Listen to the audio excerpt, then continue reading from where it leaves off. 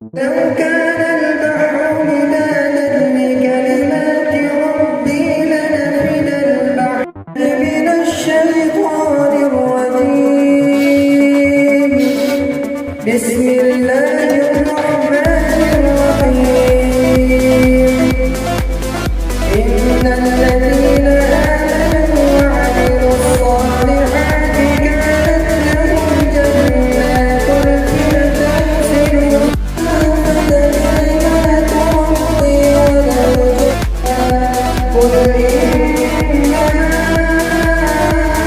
أنا بشر مثلكم يوحى لا إلهكم إله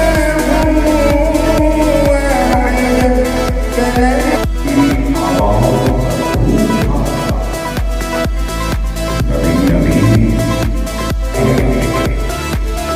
یقیناً آج کی یہ تقریب اس لمحے کی نوازی کا کہتے ہیں، اس لمحے کی یقیناً ہونے جا رہا ہے کہ وہ موقع ہے جس دن ہم پاکستان کے ہر کونے میں رہ کر تمنا کر رہے ہیں۔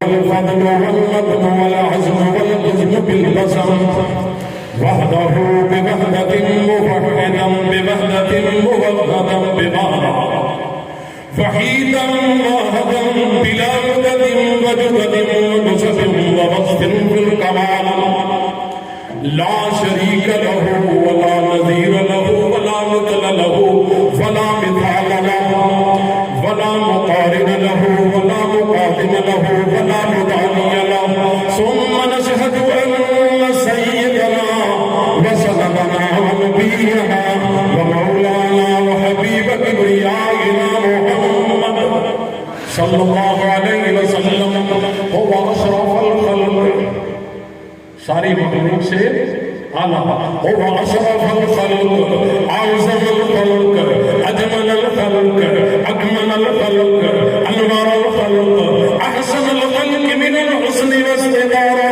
أما بعد فإن خير الحديث كتاب الله وخير الهدي هدي محمد صلى الله عليه وسلم.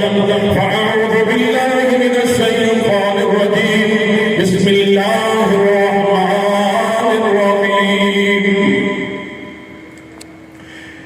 من عمل صالحا من ذكر أو أنثى وهو مؤمن فلنحيينه حياة طيبة ولنجزينهم أجرهم بأحسن ما كانوا يعملون.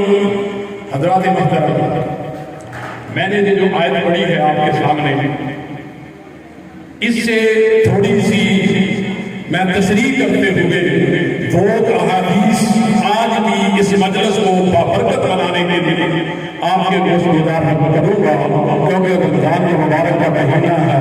یہ ہماری بنیادی امور میں ہی مجلس نہ رہے بلکہ دینی اعتبار میں بھی اس میں برکت بڑھ جائے.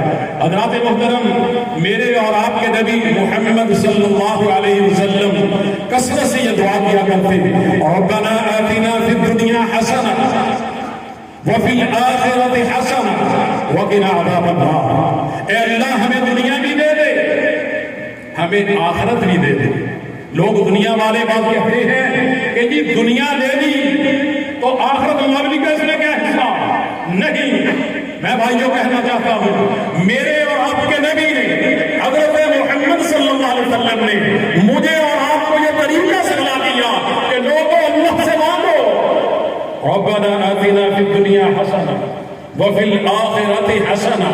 اللہ دنیا بھی بہتر کر دے اور آخرت بھی بہتر کر دے.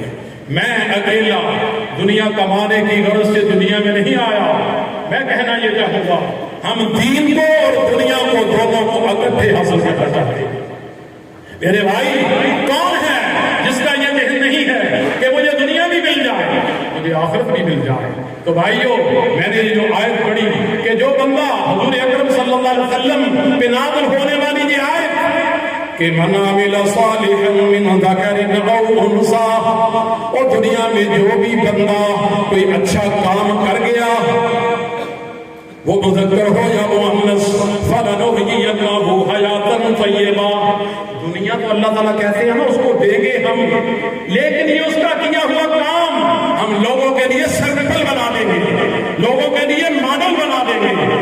تو یہ ٹاؤن آپ کے لیے جو لے کے آئے ہیں اس کا نام جاپان گارڈن.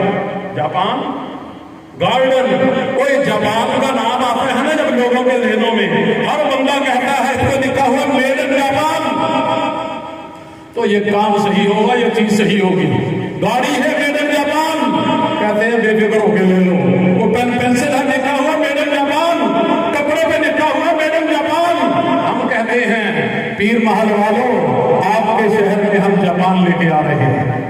جاپان کا ایک ماڈل جاپان گارڈن انشاءاللہ وہ ایسی ایک ہاؤسنگ سکیم, جیسے میرے بھائی نے کہا کہ ہم انشاءاللہ العزیز پیسے کمانے ایک اپنی جگہ پہ ہیں, لیکن اچھے طریقے سے, دیانتداری سے, اچھائی سے, اور اس کو اس انداز سے ہم پیسے کمائیں کہ بعد میں لوگ کہیں یار بندے پتر سی, کسی بندے نے پتر سی, جنہوں نے کام کیا ہے وہ اچھا کیا ہے. انشاءاللہ لوگ ہمیں دعائیں دیں گے. آج آپ کو یہ لگتا ہوگا کہ یہ ایک خواب پیش کر رہے ہیں, یہ خواب نہیں, چند دنوں کے بعد یہ حقیقت روپ جائے گا. باہر کیا میں نے جو آیت پڑھی کہ من عمل صالحا من ذکر او انثى وهو مؤمن, وہ دنیا میں کوئی بھی بندہ اچھا کام کر جائے وہ دنیا تو اسے ملے گی, آخرت بھی ملے گی. لوگ کہتے ہیں کہ بھائی ہم نے اکیلی دنیا کمائی, نہیں, ہم نے دین اور دنیا دونوں کو کمانا ہے. اکیلی دنیا کی ہمیں ضرورت نہیں. اسی لیے میں نے کہا میں اپنی گفتگو کو, اپنی بات کو دو حصوں میں محیط رکھوں گا. ایک حصہ جس میں نے شروع میں کلمات پڑھے اپنے اللہ کی توحید کے لیے, وہ وحدہ ہے, وہ لا شریک ہے. وحدہ بوحدۃ موحدا بوحدۃ موحدا بوحدہ, اس کی ذات میں, اس کے کام میں کوئی شریک نہیں ہے. تو میرے بھائیوں, اس کی جس کو اس نے آخر الزمان پیغمبر بنایا اس کی رسالت میں کوئی شریک نہیں ہے. اب میں دو حدیثیں سنا کے اپنی بات کو, میں یعنی دینی اعتبار سے بات نہیں کرتا جا رہا ہوں, اپنا جو مدعا ہے اس کو بھی میں بیان کرنا چاہتا ہوں, وہ بھی بیان ہو رہا ہے. بھائیوں یہ دن وہ دن جا رہے ہیں. میری امی عائشہ صدیقہ رضی اللہ تعالیٰ عنہا آگے آقا دو جہاں محمد رسول اللہ صلی اللہ علیہ وسلم کے پاس آئیں, آگے کہنے لگی اللہ کے رسول یہ دن جا رہے ہیں, ایسے دن یہ آخری عشرہ ہے, تو مجھے اگر لیلۃ القدر مل جائے تو میں کیا دعا مانگوں, میں کیا دعا مانگوں. حضور اکرم صلی اللہ تعالی علیہ وسلم فرماتے ہیں عائشہ تو اللہ سے یہ مانگ لے, اللہم انک عفو کریم تحب العفو فاعف عنی, اللہم انک عفو کریم تحب العفو فاعف عنی. یہ دعا مانگ لے. وہ سنی ہے نا سبھی نے یہ دعا, آج دوبارہ سن لیں. پہلے آپ نے اس انداز سے نہیں سنی ہوگی, میں آج اس کی وضاحت کرتا ہوں. حضرات اس تین لفظ ہیں عفو کے, اس کو کہتے ہیں در گزر کرنا. در گزر تب ہوتا ہے کہ آدمی نے گناہ کیا اس کی معافی دے دی جائے, گناہ کیا ہے سزا نہ دی جائے, تان تنی نہ کی جائے, تان و تسلی نہ کی جائے, بلکہ اسے درجات اس کے بڑھا, یہ گناہ تو سارے معاف ہو گئے بلکہ درجات بھی بلند ہو گئے. بھائی میں کہنا چاہتا ہوں رسول اللہ صلی اللہ علیہ وسلم نے فرمایا اللہم انک عفو, یہ دعا کر اے اللہ درگزر فرما دے, اے اللہ درگزر فرما دے. کیا تو درگزر کو پسند کرتا ہے؟ پھر آگے استعمال کیا اللہ میرے پہ درگزر فرما.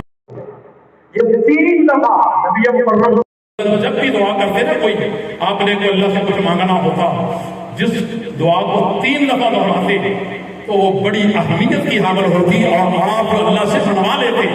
اس ایک دعا میں ایک لفظ کو تین دفعہ استعمال کیا. محدثین مفسرین کہتے ہیں یہ تین دفعہ استعمال کرنے میں بھی فلسفہ یہی ہے کہ یا اللہ میں نے یہ بار بار تجھ سے مانگ لیا, ایک دفعہ بھی کہا نا تو میرے درگزر فرما دے. اب درگزر میں معافی بھی ہے, درجات میں بلندی بھی ہے, جو نہیں مانگا بن مانگے وہ عطا کر دے, وہ بھی اس میں آتا ہے. یعنی میں جو کہنا چاہتا ہوں یہ عفو کا لفظ جو ہے امی عائشہ صدیقہ پوچھتی ہیں، اللہ کے رسول آگے سے بتلاتے ہیں اللہم انک عفو کریم تحب العفو فاعف عنی. یہ 3 دفعہ ایک ہی لفظ کو یوز کیا رسول اللہ صلی اللہ علیہ وسلم نے امی عائشہ صدیقہ رضی اللہ تعالی عنہا کو سکھلائے. اور آج دن رہ گئے ہیں چند ایک. میں آپ سے کہنا چاہوں گا آج کی یہ مجلس بابرکت ہو جائے گی تو میرے بھائی سارے آج آتے ہوئے آئے تو چلے آ گئے، اب جاتے ہوئے اس دعا کو کثرت سے پڑھنا. ہماری یہ مجلس آج کی انشاءاللہ العزیز بابرکت ہو جائے گی اور اس حدیث کی مصداق ہو جائے گی حفتہم الملائکہ غشیتہم الرحمہ. اس مجلس کو کیوں؟ اللہ اور اس کے رسول کی باتیں ہو رہی ہیں. جب اللہ اور اس کے رسول کی جہاں باتیں ہو تو مجلس بابرکت کیوں نہیں ہوگی؟ کیوں؟ حدیث قدسی ہے، اللہ تعالیٰ کہتے ہیں جس مجلس میں میرا ذکر ہو، میرے نبی کا ذکر ہو، جس مجلس میں وہ مجلس حفتہم الملائکہ، اس مجلس کو فرشتے آ کے گھیر لیتے ہیں. یہاں اس وقت جب سے یہ میں نے آیتیں پڑھی یا قائصہ سے تلاوت کی، میں سمجھتا ہوں یہ مجلس وہ مجلس بن گئی ہے جس کے متعلق اللہ تعالیٰ کہتے ہیں حفتہم الملائکہ، فرشتے آ کے گھیر لیتے ہیں. کیونکہ ہم نے روزہ بھی افطار کیا، روزے کی افطاری کے وقت دعائیں بھی مانگی، دعا بھی کی اللہ سے. ہماری یہ مجلس اکیلی کاروباری مجلس نہیں ہے بھائیو، یہ مجلس دینی بھی ہے، دنیاوی بھی ہے. ہم دین بھی حاصل کریں گے، دنیا بھی حاصل کریں گے. اس آیت کے مطابق ربنا آتنا فی الدنیا حسنہ وفی الآخرۃ حسنہ وقنا عذاب النار. حضرات محترم، بات یہ کہنا چاہتا ہوں حدیث میں کیا ہے؟ حفتہم الملائکہ غشیتہم الرحمہ نزلت علیہم السکینہ. ہماری اسلام میں اب میں یہ دعا کرنا چاہتا ہوں کہ اللہ اس مجلس کو بابرکت بنا دے. اللہ رمضان مبارک کا مہینہ ہمارے لیے اس مجلس کو ایسے بنا دے کہ آج ہم ایسے ہی ہیں کہ باقی پیٹ سے پیدا ہوئے سارے سب کا گناہ معاف کر دیے جائیں. ہماری یہ مجلس بن جائے. کل کا دن 27واں ہے، 27ویں رات ہے کل، آگے 29 2 راتیں رہ گئی ہیں. ان 2 راتوں میں کثرت سے آپ نے یہ ذکر کرنا ہے اللہم انک عفو کریم تحب العفو فاعف عنی. ایک بات اور کر کے اپنی بات کو ختم کرتا ہوں.